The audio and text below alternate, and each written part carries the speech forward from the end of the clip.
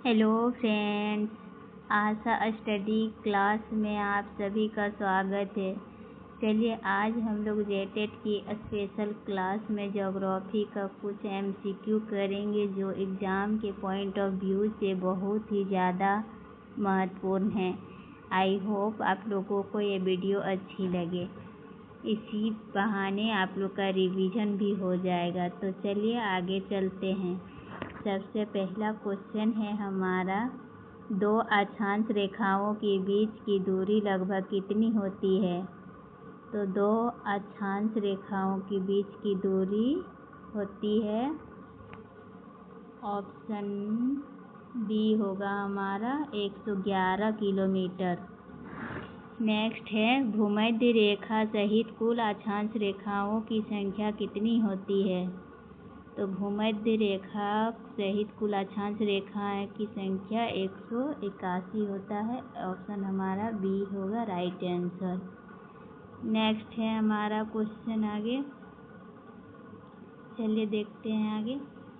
दो देशांतर रेखाओं के बीच की दूरी सबसे अधिक कहाँ होती है?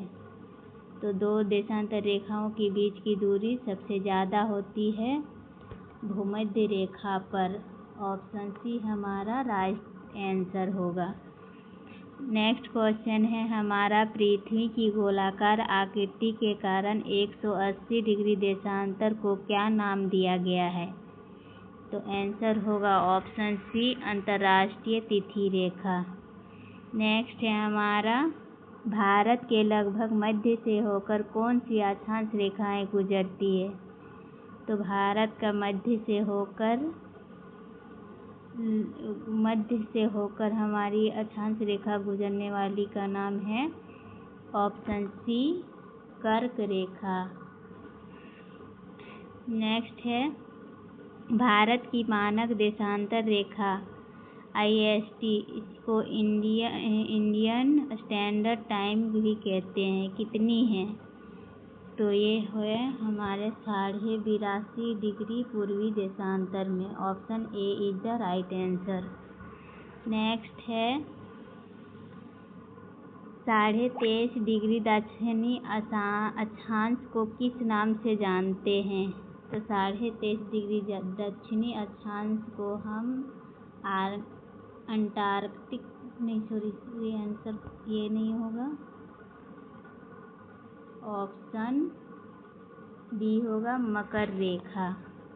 नेक्स्ट है, 66.5 डिग्री उत्तरी अक्षांश को क्या कहलाता है? तो ये आर्कटिक वृत्त कहलाता है। Option C is the right answer. Next है,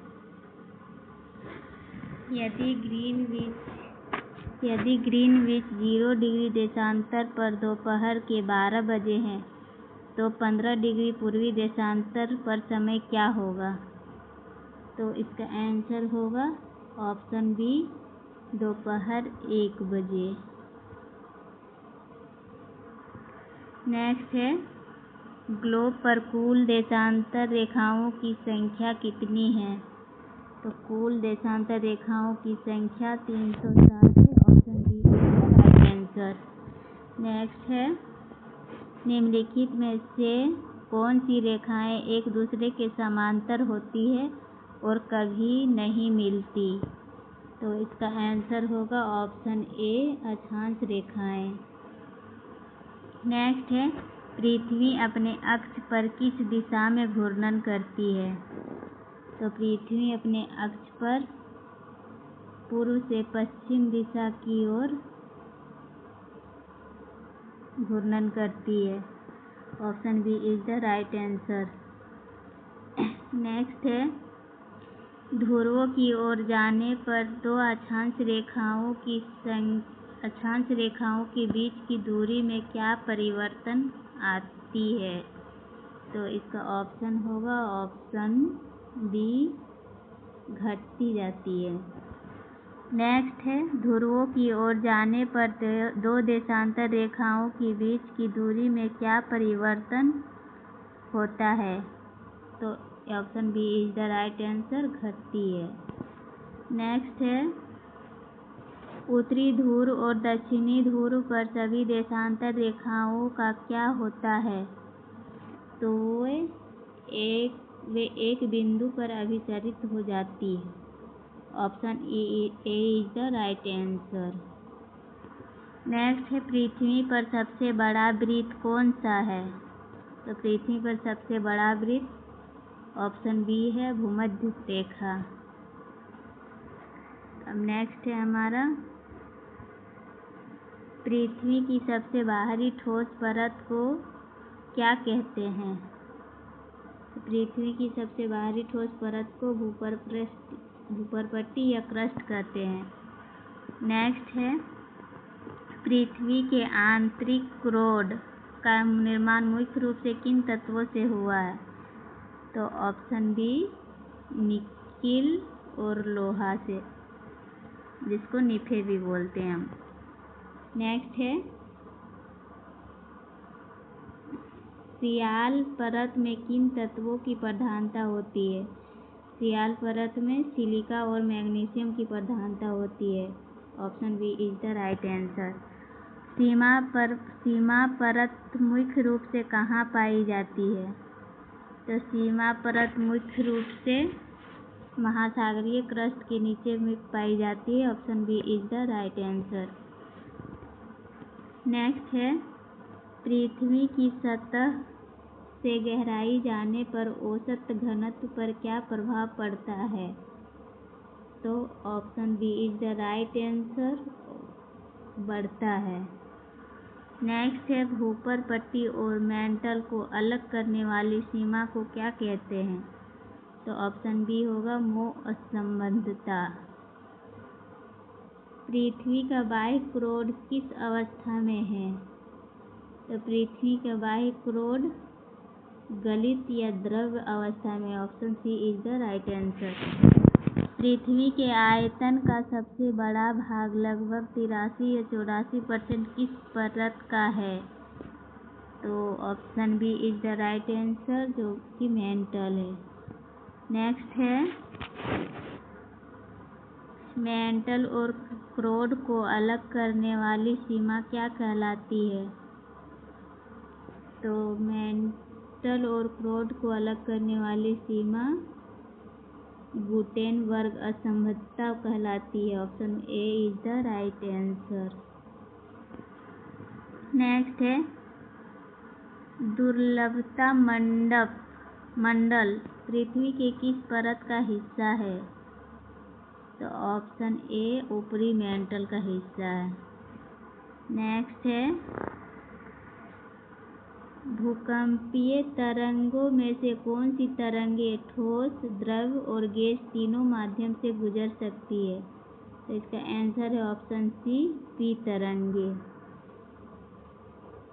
नेक्स्ट है, एस तरंगे पृथ्वी के बाह्य क्रोड से नहीं गुजर पाती, यह क्या सिद्ध करता है? तो ऑप्शन सी है बाह्य क्रोड द्रव्य है। नेक्स्ट है, स्थल मंडल में क्या शामिल होता है? तो स्थल मंडल में option B is the right answer, भूपर्पट्टी और ऊपरी ठोस मेंटल शामिल है। नेक्स्ट क्वेश्चन है, महाद्वीपीय भूपर्पट्टी की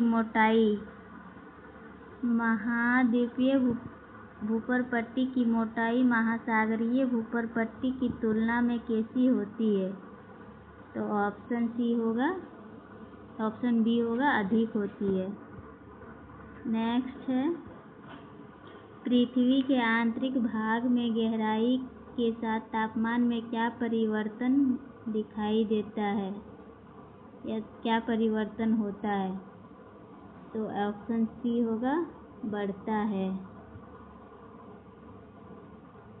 नेक्स्ट है, पृथ्वी का आंतरिक क्रोड अत्यधिक तापमान के बावजूद किस अवस्था में पाई जाती है? तो ऑप्शन सी होगा ठोस अवस्था में। नेक्स्ट है हमारा, पृथ्वी के वायुमंडल में सबसे अधिक मात्रा कौन सी गैस पाई जाती है? तो option C is the right answer. Nitrogen gas की अधिकता पाई जाती है। वायुमंडल की सबसे निचली परत जिसमें हम रहते हैं क्या कहलाती है? तो ऑप्शन बी होगा क्षोभ मंडल। नेक्स्ट है बादल, वर्षा और मौसम संबंधी सभी घटनाएं वायुमंडल की किस परत में होती है? तो ये आंसर होगा ऑप्शन बी क्षोभ मंडल। क्षोभ मंडल में ऊंचाई के साथ तापमान में क्या परिवर्तन दिखाई देता है? तो ऑप्शन बी होगा घटता है। नेक्स्ट है हवाई जहाज उड़ाने के लिए वायुमंडल की कौन सी परत सबसे आदर्श मानी जाती है? तो ऑप्शन सी होगा ऑप्शन बी होगा समताप मंडल। नेक्स्ट है जीवन रक्षक ओजोन परत वायुमंडल की किस परत में पाई जाती है? तो आंसर होगा ऑप्शन सी समताप मंडल। नेक्स्ट है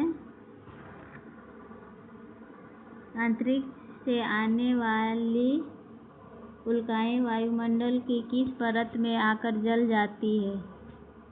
तो ऑप्शन ए होगा मध्यमंडल में।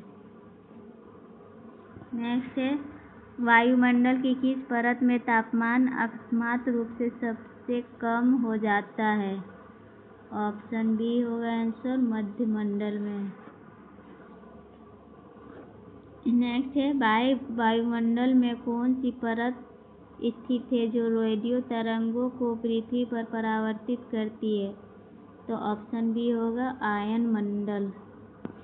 कारमन रेखा जो अंतरिक्ष के किनारे को परिभाषित करती है लगभग कितनी ऊंचाई पर स्थित है? तो ऑप्शन बी होगा 100 किलोमीटर। नेक्स्ट है हमारा वायुमंडल की सबसे बाहरी परत जहाँ से कण अंतरिक्ष में पलायन कर जाते हैं क्या कहलाती है? तो option B is the right answer बहिर्मंडल। मौसम विज्ञान में तापमान व्युत्क्रम का क्या अर्थ है? तो इसका आंसर होगा ऑप्शन बी राइट आंसर ऊंचाई के साथ तापमान का बढ़ना। नेक्स्ट है डोलड्रम्स या विषुवतीय निम्न दाब की पेटी किन अक्षांशों के मध्य स्थित है? तो ऑप्शन बी होगा 10 डिग्री नॉर्थ और 10 डिग्री साउथ के मध्य। नेक्स्ट है अश्व अक्षांश किस दाब पेटी से संबंधित है? तो ऑप्शन बी होगा उष्णकटिबंधीय उच्च दाब से संबंधित है। नेक्स्ट है पृथ्वी को एल्बेडो मुख्य रूप से क्या दर्शाता है? तो ऑप्शन बी होगा बादलों और सतह द्वारा परावर्तित सौर विकिरण लगभग 35% बी आंसर होगा।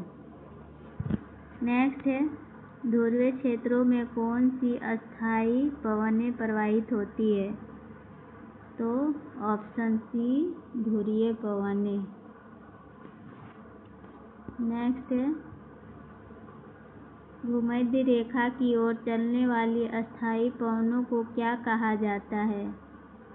तो ऑप्शन बी व्यापारिक पवनें। नेक्स्ट है पृथ्वी का ऊष्मा बजट क्या सुनिश्चित करता है?